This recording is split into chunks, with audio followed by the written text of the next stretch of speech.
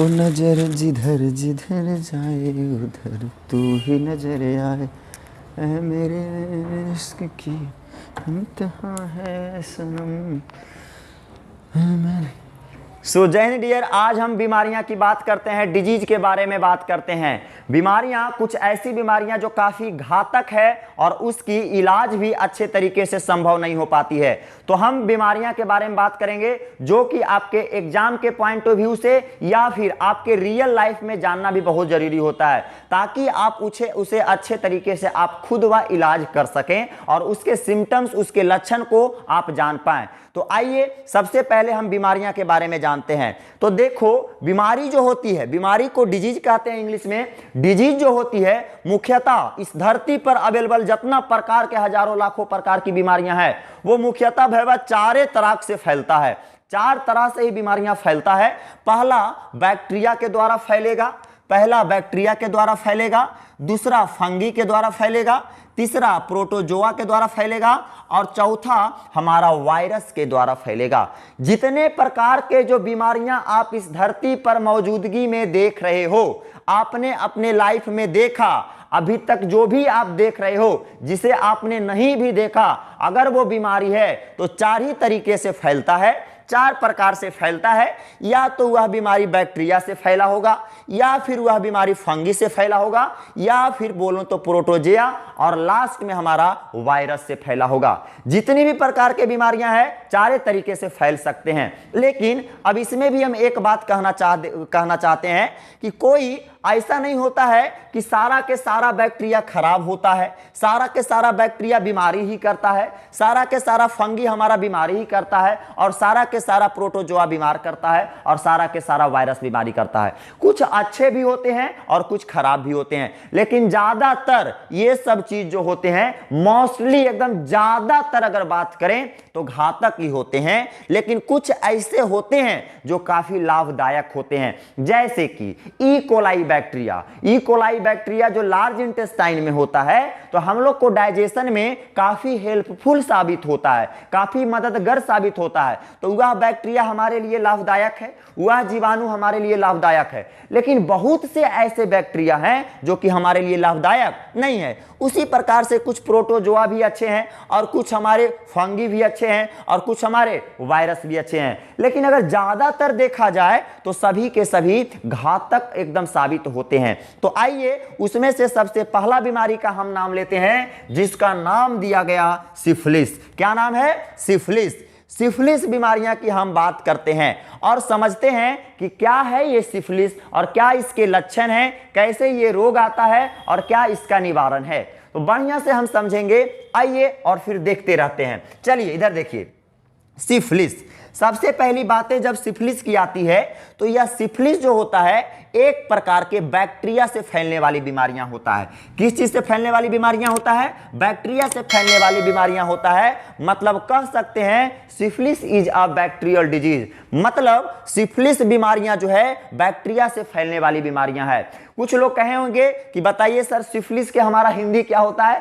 तो भाई साहब, तुम नाम का हिंदी होता है? कैटरीना कैफ के कभी हिंदी सुना है? नहीं होता है। नाम का कभी हिंदी नहीं होता है, तो इसीलिए इसे सिफिलिस ही कहा गया है। और सिफिलिस बीमारियां जो होती है ये बैक्टीरिया से फैलती है। क्या चीज से फैलती है? बैक्टीरिया से फैलती है। बैक्टीरिया का हिंदी होता है जीवाणु। जीवाणु से फैलने वाली बीमारियां हैं हमारी सिफिलिस। तो आइए सबसे पहले समझेंगे कि यह जो है हमारा सिफिलिस जन्म कैसे होता है, सिफिलिस बीमारियां हमारे शरीर के अंदर आती कैसे है। तो आइए इसकी बात करते हैं सिफिलिस की पैथोजन के बारे में। पैथोजेन का मतलब होता है रोगजनक। क्या होता है? रोगजनक होता है।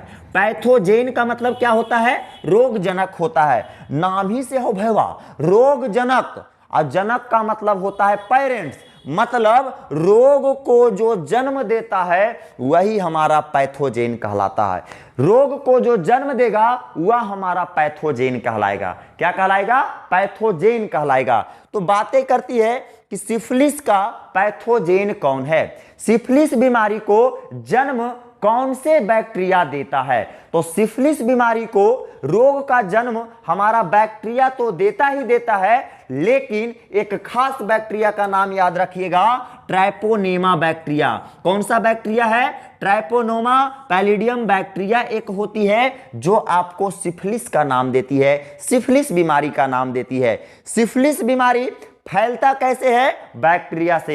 एक खास प्रकार की बैक्टीरिया जिसे कहा जाता है ट्राइपोनोमा पैलिडियम बैक्टीरिया कहा जाता है, ट्राइपोनोमा पैलिडियम बैक्टीरिया कहा जाता है। तो रोग को जो जन्म दिया वह पैथोजेन कहलाया, बोले तो रोगजनक कहलाया। तो क्या यही बैक्टीरिया हमारा ना सिफिलिस को रोग को जन्म दिया? मतलब कह सकते हैं हमारा दिस ट्राइपोनेमा पैलिडियम बैक्टीरिया इज हमारा क्या?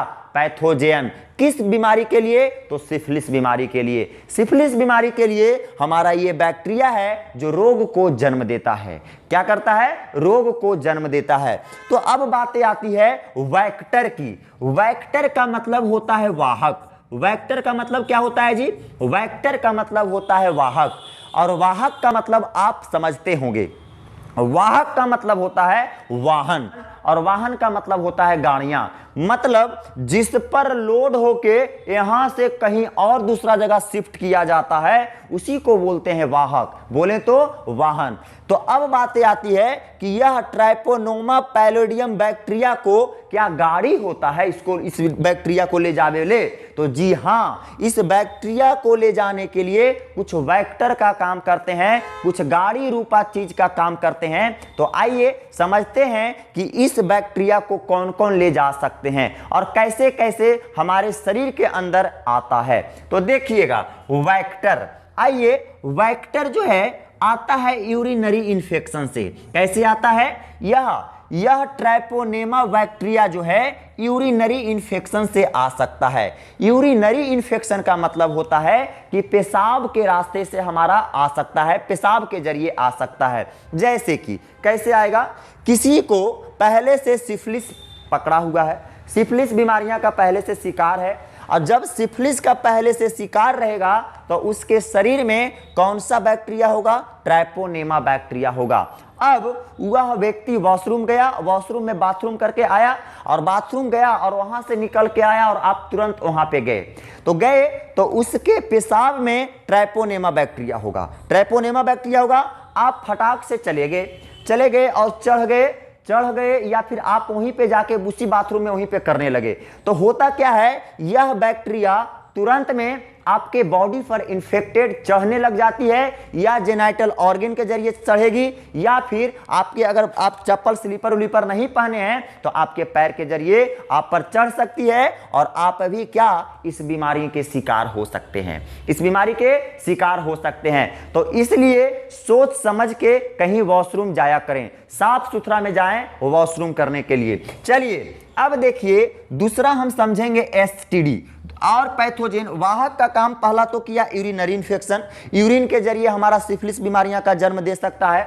और दूसरा एसटीडी, एसटीडी का मतलब होता है सेक्सुअल ट्रांसमिटेड डिजीज। क्या होता है? सेक्सुअल ट्रांसमिटेड डिजीज, मतलब यह हमारा सेक्सुअल रिलेशनशिप से भी हमारा फैल सकता है। सेक्सुअल रिलेशनशिप का मतलब होता है कि अगर किसी को पहले से, या फिर मेल को या फीमेल को अगर पहले से सिफिलिस बीमारी हो रखा है, और जब सिफिलिस बीमारी हो रहा होगा तो उसके पास ट्राइपोनेमा बैक्टीरिया मौजूद होगा, और जब ट्राइपोनेमा बैक्टीरिया उसके शरीर में मौजूदगी होगा तो उस समय जब आप उससे रिलेशनशिप बनाओगे तो क्या होगा, और अनप्रोटेक्टेड सेक्स करोगे तो अनप्रोटेक्टेड सेक्स के जरिए आपको उसके शरीर से आप में आ सकता है। तो अनप्रोटेक्टेड सेक्स से भी हम कह सकते हैं कि सिफिलिस बीमारियां क्या होती है? फैलती है। तो एसटीडी के मतलब समझ गए। अब आइए टच स्किन, स्किन को टच करने से अब केकरो आदत होलो, कोई बैठल हो अजीतो एकदम घुस के एकदम लसड़ के बैठतो तो औसन के दू का दिया कि एकदम 10 डेग आगे उड़ जाए। कभी भी आप कहीं जगह पे बैठते हैं तो सोच समझ के बैठिए, क्या वो इंसान कैसा है नहीं है, आपको क्या पता है वो कौन से बीमारियां से जूझ रहा है, और लाखों प्रकार की बीमारियां अवेलेबल है हमारे वातावरण में। तो यह आपके स्किन टच से भी फैल सकता है, एकदम कस के घुसेड़ के जो जहां तहां आप बैठ जाते हैं, जरा सोच समझ के बैठिए। स्किन टच से भी हमारी सिफिलिस बीमारियां फैल सकती है। और जब सिफिलिस बीमारियां फैलती है तो इसके लक्षण क्या क्या होते हैं? आने के बारे में बता दिया कि किस प्रकार से आपके शरीर में यह सिफिलिस बीमारियां आ सकती है। अब इसके लक्षण के बारे में जानिए कि क्या क्या इसके लक्षण होते हैं। सबसे पहला लक्षण इसका होगा कि स्किन इन्फेक्शन। स्किन इन्फेक्शन का मतलब होगा कि आपके शरीर में छोटा छोटा दाने दाने जैसा फोले पड़ जाएंगे और उस फोले में पानी, अब बोलें तो पस भर जाएगा और उसमें इचिंग सी होगी और बहुत सारा धीरे धीरे वो फैलते चला जाएगा और आपके पूरा स्किन को डैमेज कर देगा। बोलें तो स्किन को इन्फेक्ट कर देगा। क्या कर देगा? स्किन को इन्फेक्ट कर देगा और आपका हर एक जगह से पानी निकलने लगेगा, इचिंग भी आएगी और बहुत ज्यादा आपको प्रॉब्लम होगा। जिस प्रकार से आप इधर पिक्चर में आप देख पा रहे हैं, यह जो आपकी ये पिक्चर में जो देख पा रहे हैं, यही एक सिफिलिस का शिकार है, सिफिलिस का शिकार है। उसके बाद क्या होंगे, कहीं कहीं आपने अगर एसटीडी के द्वारा आप में अगर बीमारियां आया है, अगर आपके पास हमारा एसटीडी के द्वारा बीमारियां आया है, सिफिलिस बीमारियां आया है, तो उस परिस्थिति में आपके जेनाइटल ऑर्गन मतलब समझ सकते हैं जो मुख्य जनन अंग होते हैं। मुख्य जनन अंग कौन होते हैं पता है? टेस्टिस होता है और सेकेंडरी जो होता है हमारा पेनिस होता है। तो आपके कुछ इस तरीके से हो जाएंगे, आपको जिस तरीके से घाव दिख रहे हैं इसी तरीके से हो जाएंगे और ये धीरे धीरे आपके पूरे जेनाइटल ऑर्गन को सड़ा देगा, गला देगा और आने वाले समय में ये कट के गिर भी सकते हैं।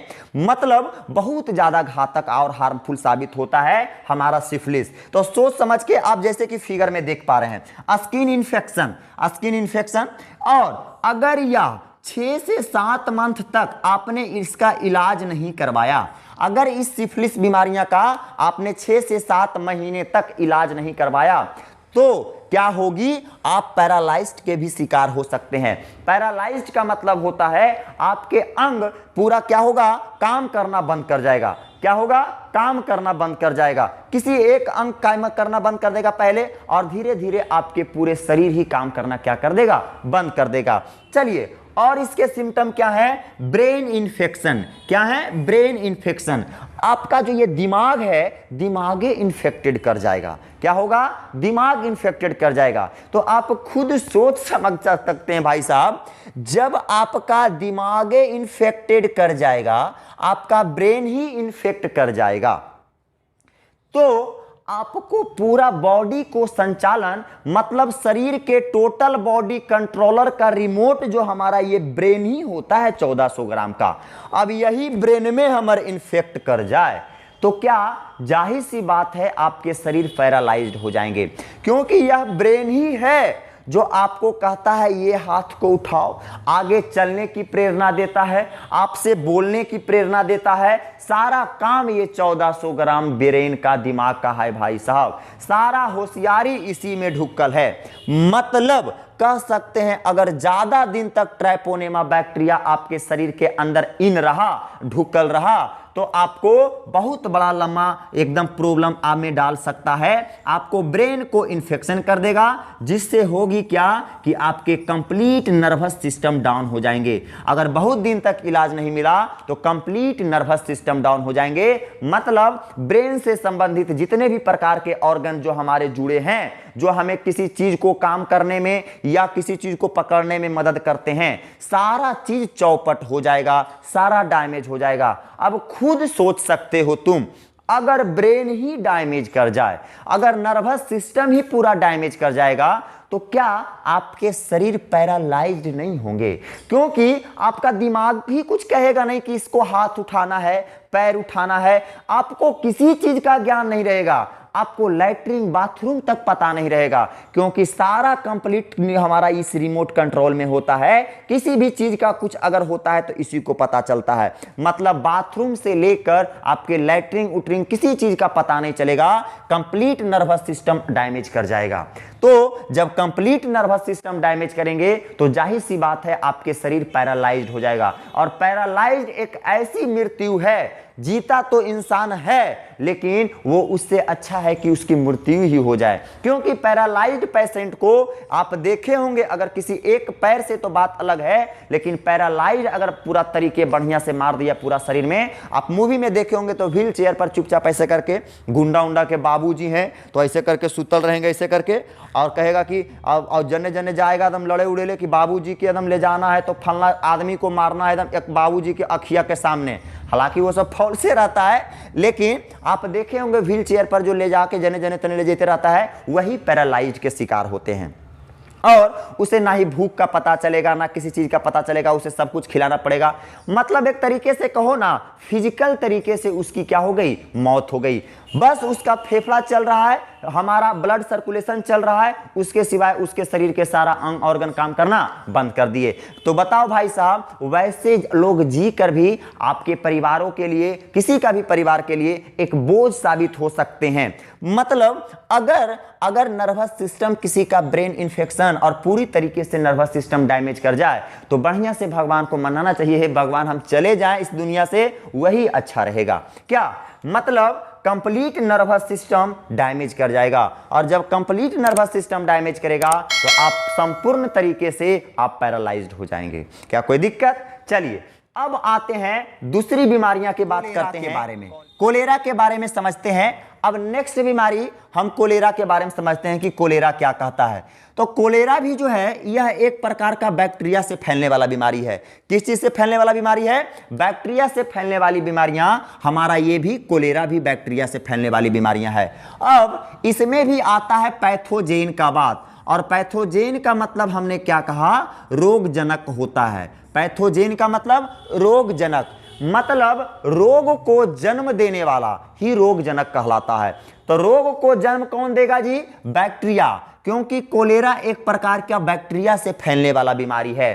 और पैथोजेन रोग को जन्म देगा बैक्टीरिया, लेकिन एक खास प्रकार की बैक्टीरिया जिसे नाम दिया गया है Vibrio cholerae bacteria. Vibrio cholerae bacteria नाम दिया गया है, इसी से हमारा कोलेरा बीमारी फैलता है। विब्रियो कोलेरी बैक्टीरिया ध्यान में रखेंगे, अति इंपॉर्टेंट है कोलेरा के लिए। हमारा कोलेरा बीमारी एक बैक्टीरिया से फैलता है, जिस बैक्टीरिया का नाम है विब्रियो कोलेरी बैक्टीरिया, जो कुछ इस प्रकार से आपको जो फिगर में दिख रहे हैं इस प्रकार से दिखते हैं, विब्रियो कोलेरी बैक्टीरिया। अब इसके वेक्टर कौन है? वेक्टर का मतलब होता है वाहक कौन है। तो इसके वाहक, और वाहक का मतलब हमने बताया वाहन होता है, जो मतलब वाहन उसे कहते हैं, जो वाहन का मतलब गाड़ी, जो किसी चीज को, मालवा को यहां से ढोकर दूसरा स्थान तक ले जाकर पहुंचाता है, उसी को वाहन कहते हैं। बोले तो वाहक कहते हैं और वेक्टर कहते हैं। तो इसमें वेक्टर वाहन का काम कौन करता है? तो करता है contaminated water and food. Contaminated water and food का मतलब होता है प्रदूषित पानी, प्रदूषित पानी, प्रदूषित पानी और भोजन, प्रदूषित पानी और भोजन, प्रदूषित पानी और भोजन जो होते हैं हमारा विब्रियो कोलेरी बैक्टीरिया को जन्म देते हैं।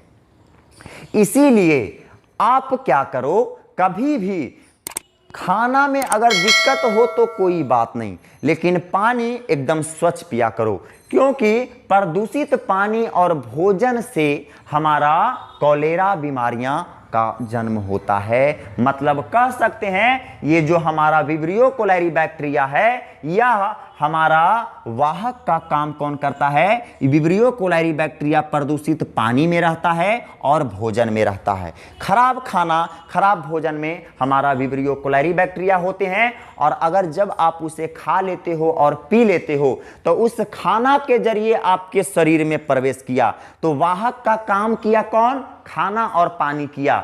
तो वहां पर हमारा प्रदूषित पानी और भोजन क्या काम कर गया जी? वेक्टर का काम कर गया, बोले तो वाहक का काम कर गया। क्या कोई दिक्कत? यह बीमारियां, अब इसके कुछ लक्षण आते हैं। सिम्टम्स का मतलब होता है लक्षण। इसके क्या लक्षण है इस बात को समझेंगे। इसके क्या लक्षण है? तो इसका लक्षण है वोमिटिंग, वोमिटिंग का आना, वोमिटिंग का मतलब होता है उल्टी, और डायरिया, डायरिया का मतलब होता है दस्त, डायरिया का मतलब क्या होता है? दस्त, और इंटेस्टाइनल इफेक्ट करेगा। इंटेस्टाइनल इफेक्ट का मतलब होता है जो आपकी छोटी आंत और बड़ी आंत है वही आपका इफेक्ट कर जाएगा। जाहिर सी बात है, जब आपका छोटी आंत और बड़ी आंत दोनों आंत अगर कोई इन्फेक्ट करेगा तो जाहिर सी बात है हमें उल्टी और दस्त का सामना करना पड़ेगा। उल्टी और दस्त का सामना करना पड़ेगा। क्योंकि जाहिर सी बात है, क्योंकि हमारा जो भी छोटी आंत बड़ी आंत होती है वैसी के अंदर खाना का डाइजेशन होता है। छोटी आंत के अंदर बहुत प्रकार के एंजाइम से डाइजेशन होता है, और जब उसी में इन्फेक्शन कर जाएगा तो जब पेरिस्टाल्सिस प्रोसेस अगर उल्टा होगा तो हमें उल्टी होगी, और पेरिस्टाल्सिस प्रोसेस अगर नीचे से फास्ट हो जाएगी तब हमारे को क्या होता है, डायरिया होता है। तो आपका कोलेरा बीमारी जो होता है, जब प्रदूषित पानी और भोजन के जरिए हमारा विब्रियो कोलाइरी बैक्टीरिया आते हैं तो लक्षण क्या दिखेगा, लक्षण दिखेगा कि उल्टी होगा, आपका वोमिटिंग होगा, उल्टी होगा, आप चाहे वोमिटिंग बोलो, दूसरा नंबर डायरिया होगा या दस्त होगा। मतलब कह सकते हैं। हाँ, लेकिन ये मत सोचना कभी कि हर एक आदमी उल्टी करने वाला ही हमारा हैजा के शिकार होगा। ऐसा नहीं कि घर में अगर भौजी उल्टी कर दिए तो तू बोल दे भौजी तोरा कोलेरा हो, तो तोरा नाक मुंह के नक्शा बिगाड़ देतुन, हो सकता है खुशखबरी भी हो। मतलब हर एक उल्टी करने वाला हैजा ही नहीं होता है, समझे बातों को। मतलब हम कह सकते हैं कुछ लक्षण होते हैं, जैसे कि हमारा वोमिटिंग हो गया, डायरिया हो गया, और इंटेस्टाइनल इफेक्ट का मतलब होता है हमारा आंत होता है, आंत में इन्फेक्शन हो जाएगा, और जब आंत में इन्फेक्शन हो जाएगा तो डिहाइड्रेशन की कमी हो जाएगी। डिहाइड्रेशन का मतलब होता है पानी की कमी शरीर में कम जाएगी। अब जाहिर सी बात है, आपने कुछ भी खाना खाया, तुरंत आपको उल्टी हो गई तो आपके शरीर में तो पानी गया नहीं, पानी की कमी हो जाएगी। आपने कुछ भी खाना खाया, आपका आंत ही खराब हो गया है तो तुरंत आपको दस्त हो जाएगा, मतलब लैट्रिन हो जाएगा, पतले एकदम पैखाना तुरंत हो जाएगा। तो क्या आपके शरीर में पानी का अब्जॉर्प्शन हो पाएगा? नहीं हो पाएगा, जिससे आप डिहाइड्रेशन के शिकार हो जाओगे। मतलब पानी की कमी आपके शरीर में हो जाएगी, और जब आपके शरीर में पानी की कमी हो जाएगी तो आपका शरीर कुछ इस तरीके से दिखेगा, एकदम दुबला पतला के शिकार हो जाएंगे। अब कुछ चोटा लोग हमको देख रहा है, देखो इसको देखो, इसको हमको नहीं, ये डिहाइड्रेशन के शिकार हो जाएंगे, समझे। डिहाइड्रेशन का मतलब होता है शरीर के अंदर पानी की मात्रा की कमी हो जाएगी, मतलब हुआ क्या हो जाएगा, डिहाइड्रेशन के शिकार हो जाएगा। मतलब कुछ ऐसे वोमिटिंग और डायरिया एक प्रकार की अपने आप में बीमारी भी है, एक प्रकार की अपने आप में बीमारी भी होती है, और यह जो है कुछ बीमारियां के लक्षण भी होता है। जैसे कि अब नॉर्मल अगर गांव घर में देखा जाए तो किसी को उल्टी हो गया, डायरिया हो गया, तो ऐसा थोड़ी है कि डायरेक्ट बोल देगा तुरा हैजा हो तो नाक मुंह चुरिए देगा, मतलब डायरेक्ट उसको नहीं कह सकते हैं। कुछ जो होता है वोमिटिंग होता है, डायरिया होता है, कुछ एक प्रकार की बीमारियां भी है, लेकिन ये सब एक बीमारियां के लक्षण भी हो जाते हैं, समझे बातों को। मतलब हम डायरेक्ट कह सकते हैं कि जब इंटेस्टाइनल ही इफेक्ट कर जाएगा तो उल्टी और डायरिया होना तो लाजमी है, इसमें कोई भी दो मत नहीं है। चलो, लेकिन एक अच्छी बात यह है कि यह हमारा ये कोलेरा जो है इंडिया जो है फ्री है, कोलेरा है इंडिया फ्री है, इंडिया कोलेरा फ्री है। मतलब भारत में पिछले कई वर्षों से कोलेरा का पेशेंट नहीं देखा जाता है, लेकिन आज से बहुत वर्षों पर कुछ वर्षों पहले की बात है, कोलेरा एक बहुत घातक बन के हमारे दुनिया में, हमारे भारत में, पूरा दुनिया में, ऐसे नहीं बोल सकते हैं भारत में, पूरा दुनिया में बहुत बड़ा मतलब कोहराम मचाया था, जिससे सारी जनताएं त्राहिमाम हो गई थी एकदम। मतलब किसी को मतलब क्या कह सकते हैं उसको, इतना पानी प्रदूषित हो गया था, इतना लक्षण हो गए थे कि मतलब उसके बारे में कुछ सोच ही नहीं सकते हो तुम। और उस समय की बात है जिस समय मेडिकल सेक्टर अच्छा भी नहीं काम करता था, तो जब मेडिकल सेक्टर अच्छा नहीं थे तो लाखों की संख्या में मरते थे, कोई देखवैया पुछवैया नहीं था, चारों तरफ मातम ही मातम दिखता था, हमारा कोलेरा के पेशेंट ही दिखता था। लेकिन खुशी की बात यह है कि इंडिया जो है अब कुछ वर्षों से देखा जा रहा है कि इंडिया जो है कोलेरा फ्री हो गया है। क्या है? कोलेरा फ्री हो गया है। और सबसे भयानक बातें हैं कि इसकी वैक्सीन अभी तक इंडिया में क्या कहीं भी अभी कोलेरा की वैक्सीन अवेलेबल नहीं है। और इसको भी बात करते हैं, हमारा डीजी जो बताएं सिफिलिस बीमारियां, इसकी भी वैक्सीन हमारे इंडिया में अवेलेबल नहीं है, चाहे किसी भी देश में अवेलेबल नहीं है। देखो भाई साहब, जाहिर सी बात है वैक्सीन अवेलेबल तब ही होगा जब एक नेता और अभिनेता अगर किसी बीमारी से ग्रसित होगा।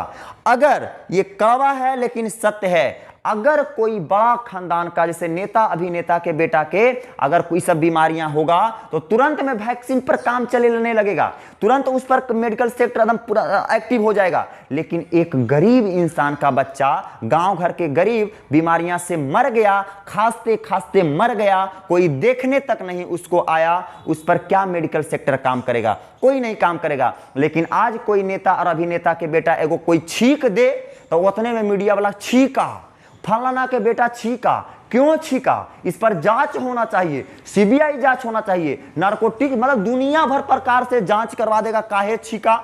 मतलब इसको मेडिकल दुनिया भर के टेस्ट करवाओ, छींका काहे छींका? लेकिन एक गरीब का बेटा अगर गांव घर में है तो छींकते छींकते खांसते खांसते मर गया, कोई देखने वाला नहीं आया, सब लोग जान भी रहे हैं वो खांसते खांसते मर गया, लेकिन उसके मेडिकल सेक्टर में कोई भी सुविधा नहीं दिया कोई भी हमारा मेडिकल सेक्टर उस पर एक्टिव नहीं हो पाता है। इसीलिए आपको पता होना चाहिए, अगर यह जो वायरस से फैलने वाली जो बीमारी इस बार कोरोना थी, यह आया तो सबसे पहले अमीर परिवार में आया। जैसे कि आपको पता होना चाहिए, केरला के एगो 20 वर्ष की उम्र थी जो मेडिकल के छात्रा, एक लड़की थी जो कि कोरोना वायरस के चपेट में सबसे पहले आई थी।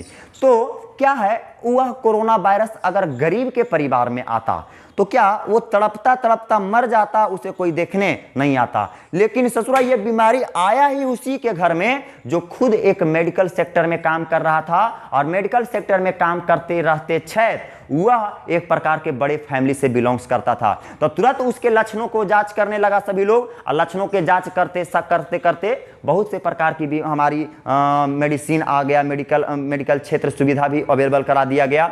लेकिन सबसे अच्छी बात यह है कि यह कोरोना बीमारी जो आया सबसे पहले बड़े लोगों में आया। और ऐसा तो हम नहीं कहेंगे, बीमारियां हैं इसकी कोई मजाक नहीं उड़ा सकते हैं, लेकिन अगर देखा जाए ऐसा तो यह सबसे ज्यादा अगर घातक साबित हुआ है तो अमीरों के लिए हुआ है, जो कि मतलब खाना एकदम पूरा जो फास्ट फूड खाने वाले थे उन्हीं लोग को हुआ।